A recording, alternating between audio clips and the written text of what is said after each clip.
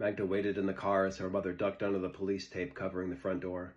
She couldn't go inside, couldn't handle seeing the blood back after 20 minutes.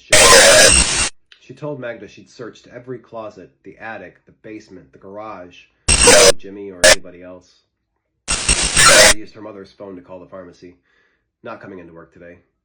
Maybe ever again. Hours later, she sat on the grass, her knees to her chin, as two policemen lowered themselves down into the pit behind her house and squeezed through the opening of the cave. They had searched the entire mountain, brought out sniffer dogs, found Jimmy's scent, but it only led up to the house, not away from it. He'd gone in and not come out.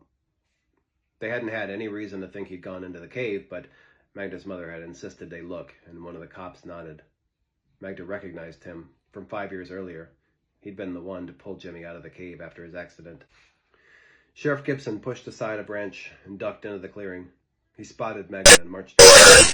"Miss Craig," he said, hooking his thumbs into his mouth. "Can I speak to you a minute?" Magda nodded without taking her eyes off the cops dropping into the cave. They would find nothing. Jimmy went. "When was the last time you saw your brother?"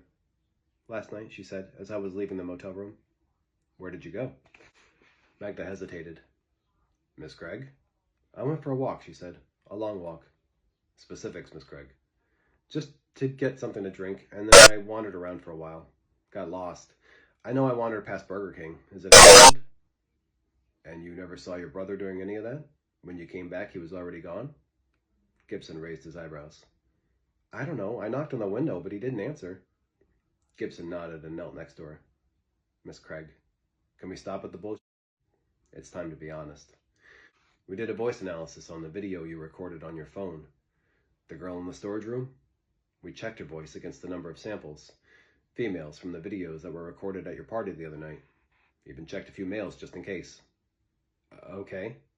Where was this going? Obviously none of the people from the party had been locked in Magda's storage room in 1996. "We found a match." Gibson watched her, probably waiting for a reaction. "Who?" Magda's jaw dropped. "How was that possible?" "It's you," he said. "Perfect match. It's your voice."